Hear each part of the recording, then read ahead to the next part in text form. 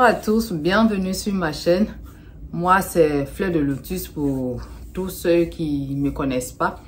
Je suis coach en urinothérapie et abonnez-vous pour ceux qui veulent avoir la notification de mes vidéos à venir.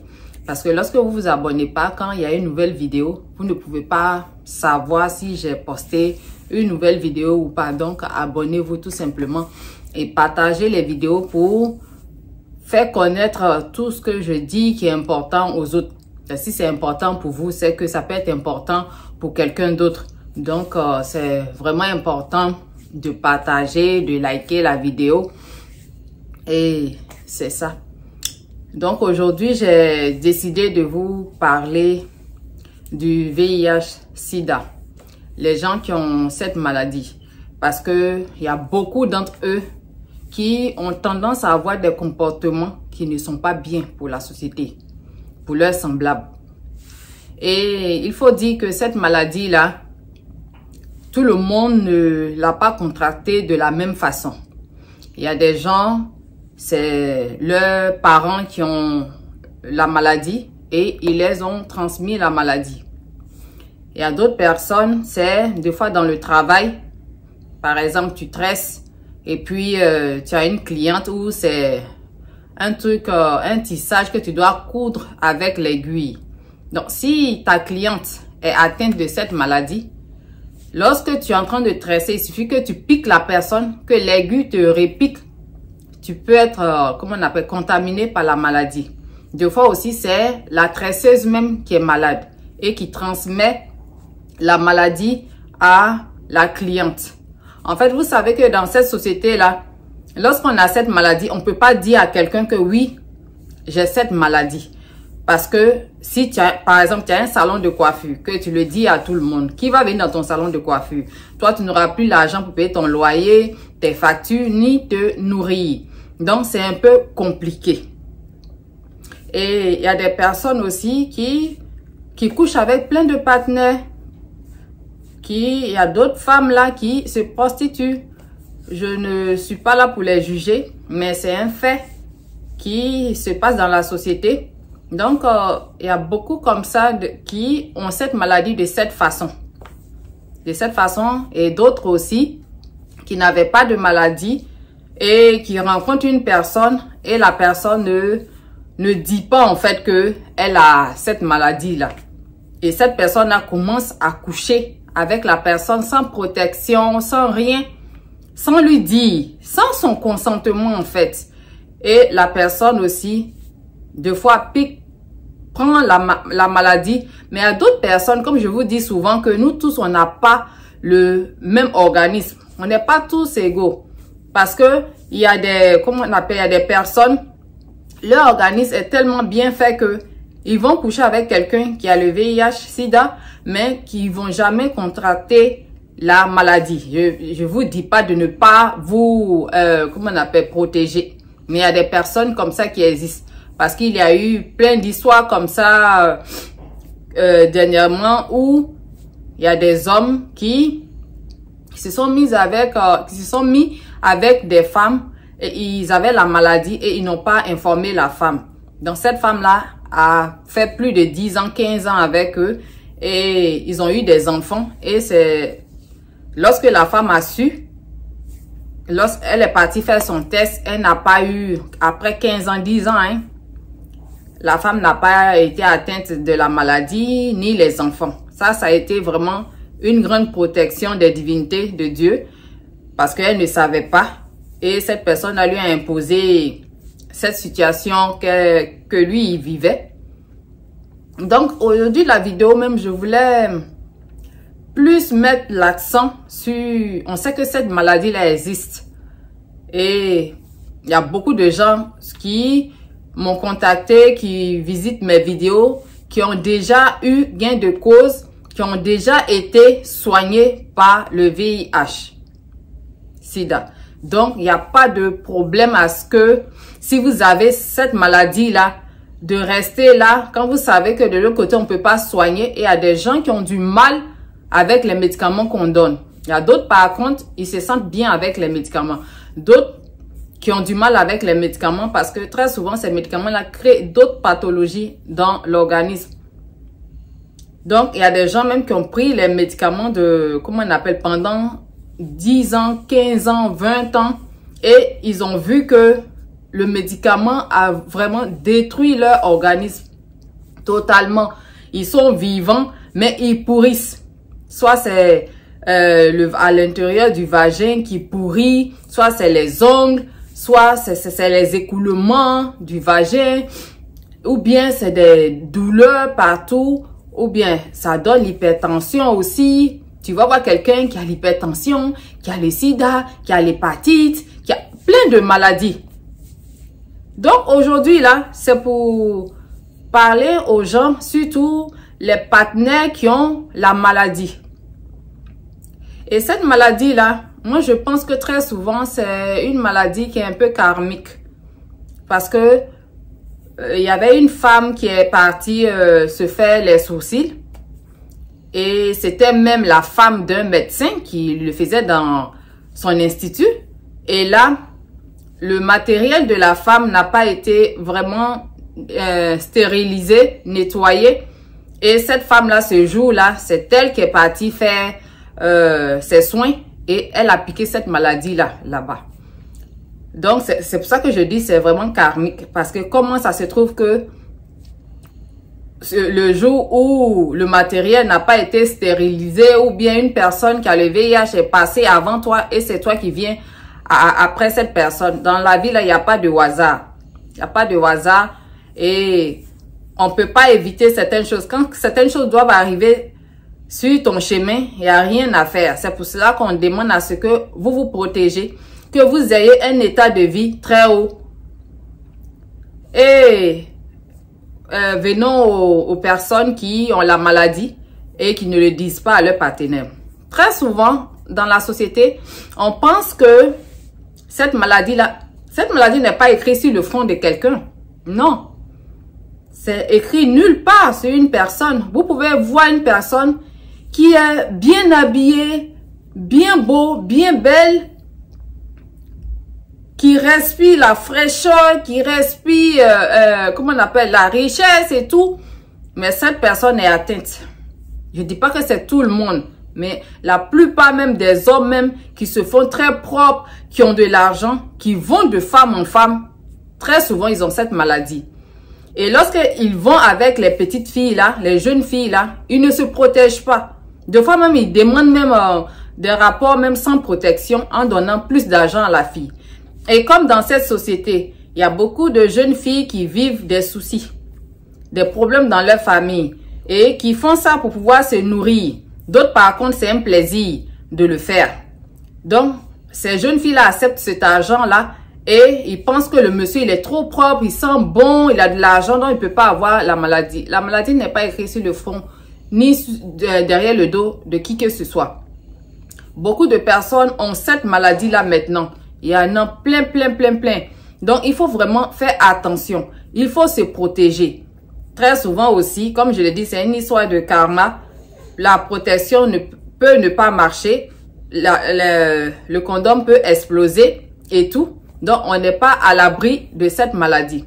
Donc, ces personnes-là qui savent, des fois, ils savent qu'ils ont la maladie, mais ils distribuent la maladie aux autres. Ils distribuent. La personne à qui tu distribues, est-ce que c'est à cause de la personne que tu as eu la maladie? Des fois aussi, ils ne savent pas. Ils sont là, ils couchent avec plein de femmes et après un moment, ils se sentent mal et tout. Ce qui les envoie à l'hôpital et ils découvrent qu'ils ont la maladie. Et là, ils l'ont partagé à tout le monde, à toutes les femmes avec qui ils ont couché. Et il y a ces partenaires-là. Très souvent, les gens viennent me parler pour des suivis et autres. Et très souvent, dans leur message, tu entends, oui, je ne savais pas que la personne était malade, la personne m'a contaminé et tout. C'est lorsque la personne, comment on appelle, des fois la femme tombe enceinte, c'est là qu'on voit que elle est malade, elle va à l'hôpital, elle-même sait qu'elle a la maladie, mais elle n'a pas dit à l'homme. Donc c'est là-bas qu'on lui dit que oui, mais tu as le VIH. Il y avait un jeune comme ça qui m'a contacté. La fille, elle avait le VIH. Elle prenait ses médicaments, mais elle n'a pas dit. Moi, je vais vous dire une chose. Lorsque vous êtes malade, soit vous décidez d'en parler à la personne que vous rencontrez, parce qu'il n'est pas obligé de vous accepter. Si la personne veut vous accepter avec la maladie, il vous accepte avec la maladie. Si la personne ne veut pas vous accepter parce que vous avez dit que vous avez cette maladie, restez dans votre coin. Soignez-vous. Parce qu'on ne peut pas être malade et vouloir d'une relation. Il y a des hommes qui acceptent. Si ces hommes-là acceptent, là, c'est bon. Mais deux fois, il ne faut pas accepter et puis commencer à maltraiter la personne, commencer à lui dire des choses qu'il ne faut pas. Mettre la femme ou bien l'homme en mal. À chaque fois, tu vas déverser ta colère, ton mal-être sur la personne. Là, ça n'a pas de sens. Soit tu acceptes la personne, tu vis avec, vous prenez vos dispositions, ou tu refuses tout simplement de ne pas aller avec elle, de ne pas vivre avec elle. Là, c'est ton choix. Chaque personne a le droit de dire non ou bien oui. Mais vous ne donnez pas ce droit-là à ces personnes-là. Et là, vous vous mettez avec ces personnes et vous les contaminez. Est-ce que ça, c'est bon? C'est pas bon. On n'a pas, on peut pas avoir une maladie et puis décider de distribuer cette maladie-là aux gens. Quand tu le sais, c'est très mauvais. C'est très mauvais ce que tu fais. Ton action, c'est pas correct. Tu peux pas contaminer quelqu'un qui t'a rien demandé. Et parlons des gens qui ont des problèmes avec leur corps, qui n'aiment pas faire l'amour avec la lumière, qui se cachent dans le noir. En tout cas, quand vous avez un partenaire, bien une partenaire qui vous dit non, moi je n'aime pas le noir, moi je ne suis pas confortable avec le noir, très souvent faites attention.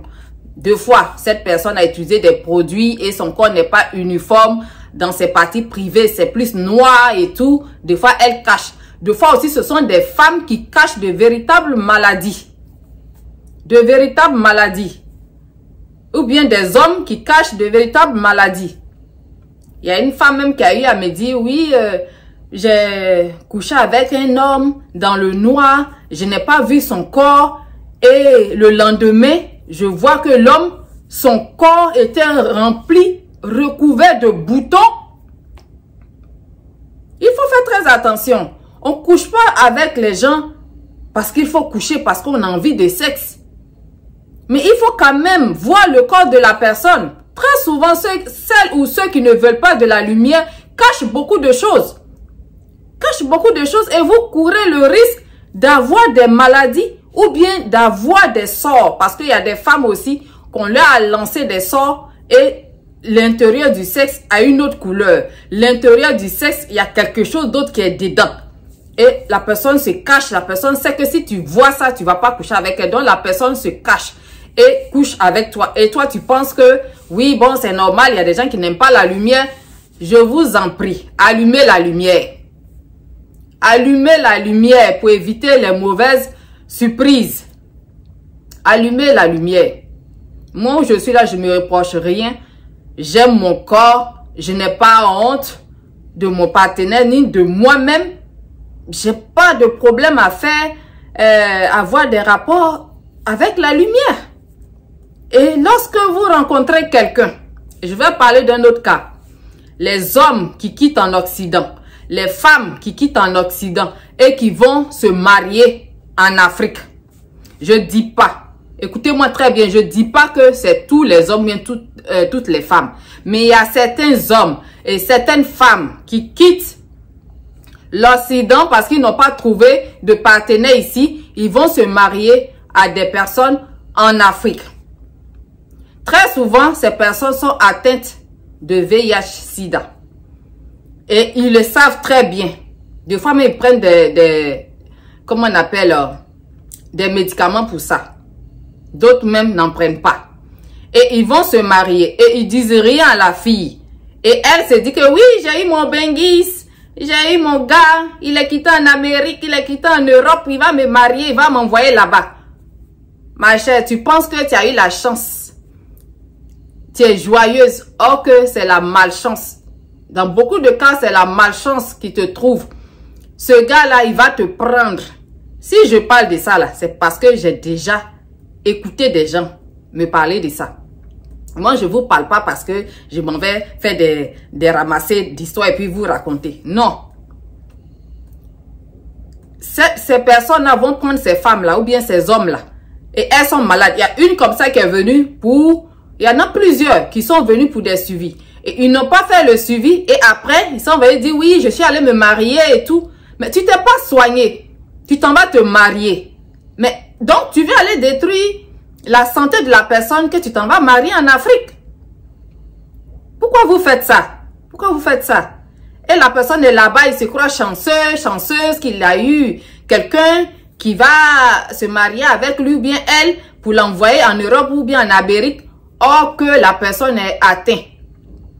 Et ces personnes-là, ils vont marier ces femmes. Quand ils arrivent ici, là, des fois quand les femmes tombent enceintes, quand on tombe enceinte, là, la première, que ce soit en Afrique ou bien ici, les analyses qu'on fait, premièrement, il y a le test de sida dedans. Donc, c'est par là qu'il y a beaucoup de femmes qui savent qu'elles ont contracté la maladie. Mais des fois, là, elles ne savent même pas où. Elles sont en train de chercher dans leur tête. Ou bien ça va être telle personne, ou bien ça va être telle personne, ou bien qu'est-ce que j'ai fait? Je suis une femme aussi, je ne me promène pas. Donc, pourquoi je peux avoir cette maladie-là? Ces personnes-là se culpabilisent, s'en veulent et meurent dans leur corps, dans leur organisme. Et c'est la personne qui est là, qui t'a marié, qui t'a contaminé. Et très souvent, quand la personne n'a pas dit, c'est vraiment un risque pour l'enfant que vous allez avoir. Parce que l'enfant peut être contaminé. L'enfant peut être contaminé. Donc, il faut faire très attention. Dites la vérité. Si vous êtes malade, que vous savez que quelqu'un ne va pas, vous ne savez pas. Peut-être que vous allez dire à la personne, il va accepter ou bien elle va accepter. Maintenant, on voit très souvent des couples même qui se mettent sur Facebook et disent, oui, ma femme est séropositive. Et là, moi, j'ai accepté. Quand elle m'a dit tout de suite, j'ai pas trouvé d'inconvénient, j'ai accepté. Ou bien mon mari, il est séropositif, j'ai accepté. Donc, il y a beaucoup de personnes qui sont en couple de cette façon. Mais c'est parce que l'autre a été vraiment vrai.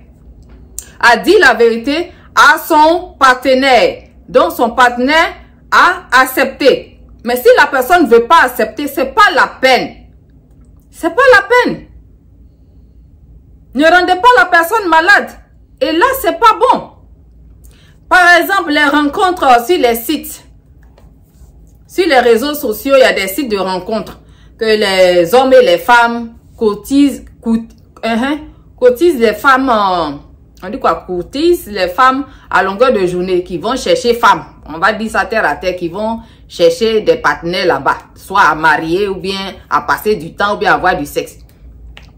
Et très souvent, il y a une histoire comme ça où la fille, elle a rencontré le gars sur le net et le gars était tellement beau, tellement propre. Comme je l'ai dit, cette maladie-là, c'est pas écrit sur le front de quelqu'un. C'est pas écrit dans le dos de quelqu'un. Avant, moi je vais vous dire une chose. Avant d'avoir des rapports sexuels, quand vous savez que, même quand vous rencontrez quelqu'un que vous voulez avoir des rapports avec cette personne, protégez-vous. Protégez-vous.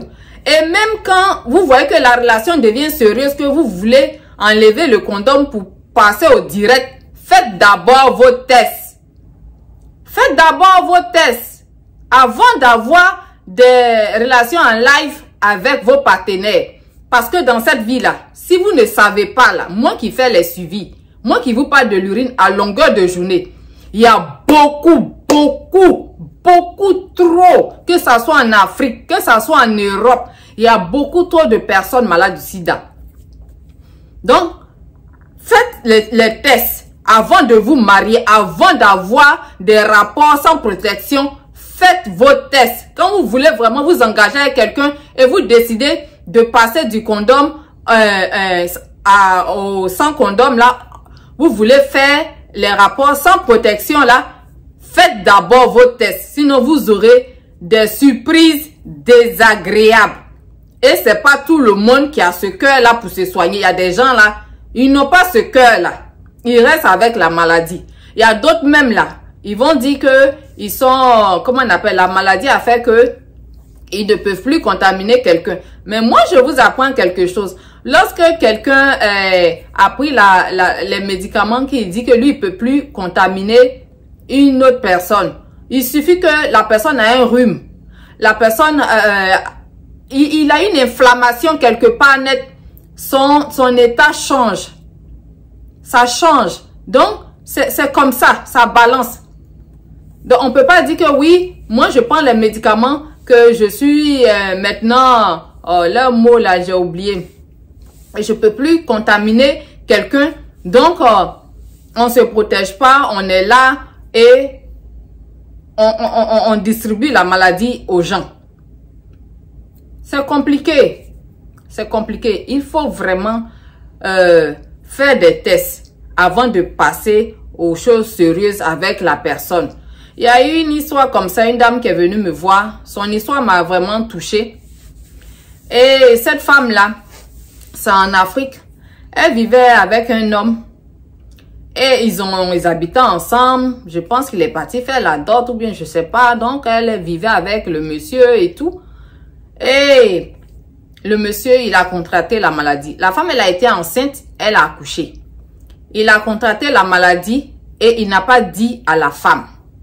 Il n'a pas dit à la femme et tous ses papiers, ses médicaments qu'il prenait, il mettait ça dans un coffre fort. Vous avez bien entendu?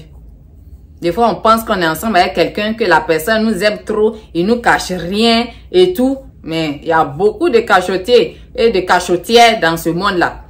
Et le monsieur, il cachait ses informations dans un coffre fort qu'il avait la clé lui-même. Donc, le jour où il veut regarder ces trucs, il ouvre, il regarde, après, il referme, il met ça en bas du lit là-bas. La femme est venue me contacter, qu'il y a des choses qui se passent dans mon foyer, je ne comprends pas. Que depuis que j'ai accouché, mon mari, il me touche plus. Ça fait plus de 8 mois, il me touche plus.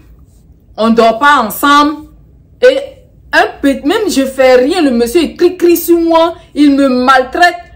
Il se comporte comme si je lui ai fait quelque chose, or que je lui ai rien fait. Et moi, je ne sais pas pourquoi ce monsieur-là, mon mari-là, il se comporte comme ça avec moi.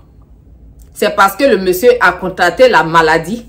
Donc, il met sa colère, son mal-être sur sa femme à longueur de journée. La femme ne comprenait pas, elle se sentait triste et tout. Elle m'a contacté. Elle a dit, mais ça là, qu'est-ce que je vais faire? Et j'ai eu une idée, je lui ai dit quoi?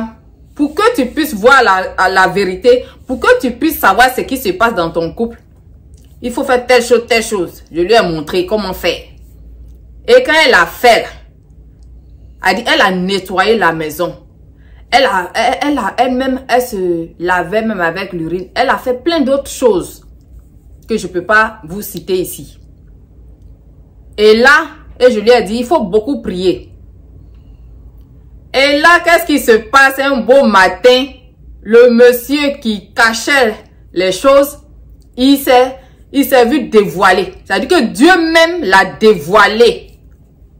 Il a oublié, il a ouvert son coffre là et puis il a oublié de refermer. C'est resté là.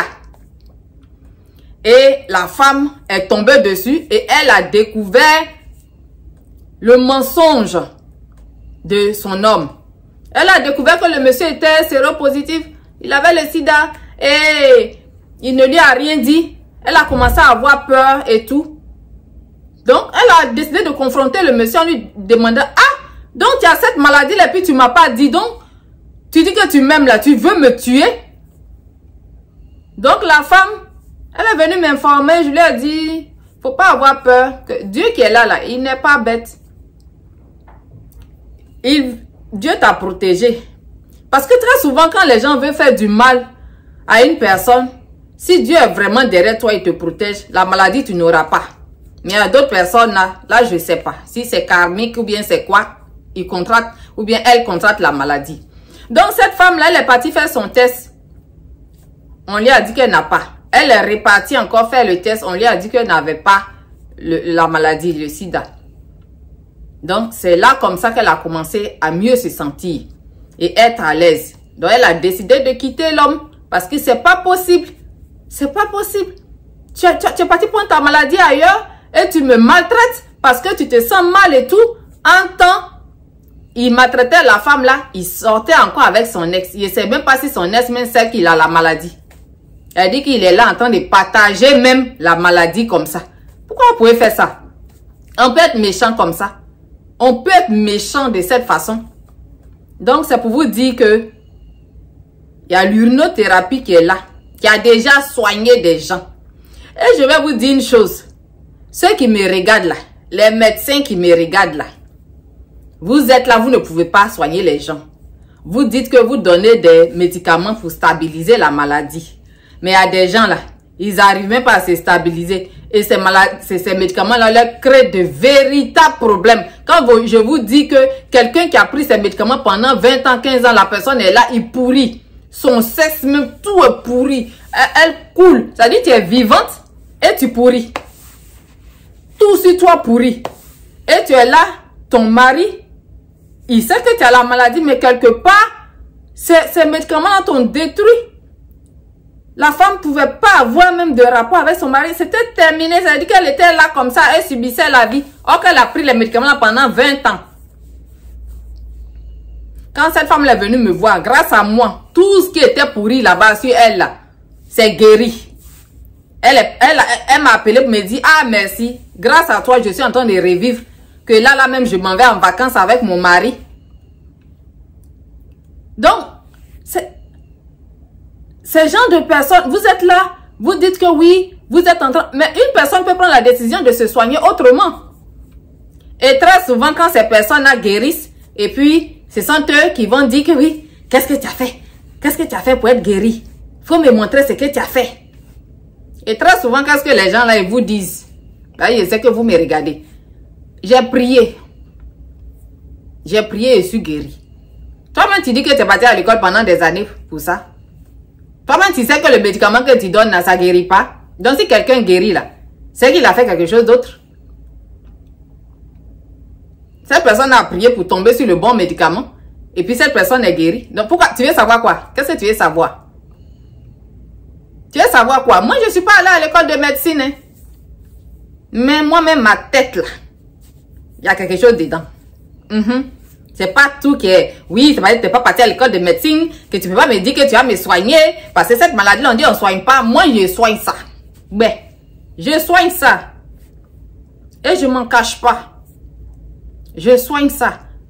Les gens qui ont... Comment on appelle? Qui reçoivent la guérison, là, tout le temps m'appellent pour faire leur témoignage. C'est-à-dire, je suis une personne, je donne la joie, le bien-être. Je donne la santé. Je permets aux gens de retrouver leur santé.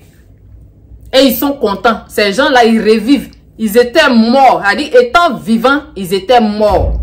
Dans la vie, là, c'est pas quand tu meurs et puis tu ne respires plus là que tu es mort. Hein. Des fois, tu es vivant, mais tu es mort. Des fois, tu es comme un fantôme qui erre dans la vie. Parce que la maladie est en train de te détruire. Donc, c'est pour vous dire que il y a toujours une solution à quelque chose.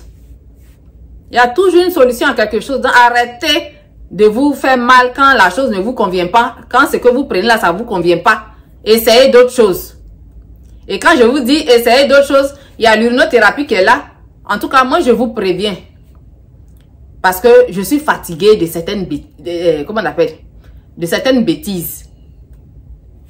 Sur le WhatsApp, quand je mets mon WhatsApp sur les vidéos là, c'est pas pour que vous m'appelez pour vous des plaisanteries. C'est pas parce que je veux que vous preniez mon numéro, vous venez vous connecter et puis c'est pour m'envoyer des images, c'est pour me envoyer des trucs qui n'ont rien à voir avec ce que je fais. Je ne veux pas de ça. Ne venez pas remplir mon WhatsApp avec vos conneries. Je suis sur mon WhatsApp pour m'entretenir avec ceux qui veulent des suivis. Je ne suis pas sur mon WhatsApp pour donner des informations. Quand vous venez, oui, donne-moi telle information. Non, sur mon WhatsApp là-bas, là, c'est pas pour prendre l'information. Sur mon WhatsApp, quand tu veux un suivi, que tu es prêt à débourser de l'argent pour ton suivi, tu viens. Mais c'est pas, oui, faut le faire, faut me soigner à cause de Dieu, faut me tendre. Je te soigne à cause de Dieu. Moi, je vais vous dire une chose. Moi, quand je vous aide là, je m'aide en retour. Quand je vous aide là, que vous payez le suivi là, vous m'aidez aussi. Dans la vie, là, c'est donnant-donnant. C'est la loi de l'échange. Donc, quand tu n'es pas capable de payer, là, c'est pas la peine. Les suivis, là, c'est pas pour tout le monde. Tout le monde ne peut pas payer. Un prix qui ne m'arrange pas. Un prix qui ne peut pas payer mon loyer. Un prix qui ne peut pas payer mes factures, ni me nourrir, m'habiller et m'occuper de mes enfants. Là, je suis désolée. Les suivis sont sélectifs. Les gens qui se disent qu'ils ont de l'argent, qu'ils veulent se soigner, viennent payer le suivi, ils se soignent. Mais quand vous venez et vous venez dire vos conneries là, vous venez dire des choses à la con, oui. Donc toi, tu es là. Si quelqu'un n'a pas l'argent, tu ne soignes pas la personne. Mon cher, c'est la loi de l'échange. Ce que je connais là, tu me donnes et puis moi aussi, je te donne, tu me donnes. C'est comme ça. Oui, c'est comme ça que ça se passe. Quand on vous blague à l'hôpital là, c'est-à-dire que vous avez l'assurance maladie. Et quand vous partez, vous déposez votre carte nette. On vous reçoit, on vous fait les soins, on vous donne médicaments d'aller payer et tout ça. Parce que vous ne déposez pas de l'argent pour vous. Ah, c'est gratuit. Parce que vous aimez trop le gratuit. Mais le gratuit là, le gratuit que vous aimez là, ça va vous tuer. Parce que le fait que vous partez déposer la carte et puis on vous soigne gratuitement là, c'est pas gratuit. L'État verse de l'argent aux médecins qui vous soignent. Mais chez vous, c'est gratuit parce que vous ne déboursez pas de l'argent. Et c'est ce gratuit-là qui vous met en erreur. C'est ce gratuit-là qui va vous tuer. Ah, comme ma carte là, quand je dépose, on peut me soigner là. Donc, c'est là-bas, je m'en vais. Je vais vous dire une chose. Vous allez marcher sur la route de l'hôpital là, jusqu'à vos chaussures là, vont finir. En bas de vos chaussures là, vont finir. Moi, je suis là, je cherche pas. J'ai fait des vidéos, hein. Il y a des gens qui n'ont pas les moyens. C'est à cause de vous, j'ai fait les vidéos. Vous regardez les vidéos, vous vous soignez. Ces gens de personnes-là, s'il vous plaît, je ne veux pas que vous veniez me contacter en me disant, fais-le à cause de Dieu et tout ça. Dieu, là, il descend pas pour nous donner la nourriture. Il descend pas pour payer notre loyer. On travaille. Et puis, on a l'argent. Et puis, on fait nos dépenses. Donc, arrêtez de dire ça. Parce que vous voyez votre soeur noire qui fait des vidéos, qui est là, qui vous soigne. Vous pensez qu'elle doit vous soigner gratuitement. Et très souvent, même, c'est mes frères ivoiriens qui vont venir. Oui, je suis ivoirien, donc il faut m'aider. Que tu sois ivoirien, que tu sois congolais, que tu sois camerounais, que tu sois sénégalais, que tu sois burkinabé, que tu sois gambien, nigérien. Nous tous, on est pareils. Nous sommes tous des Africains. Moi, je vous dis, tu veux un suivi, tu viens me voir. Il faut être sûr que tu as de l'argent pour payer mon suivi. Parce que quelque chose que où tu vas, on ne peut pas te soigner, que moi je peux te soigner là. Je te donne mon prix.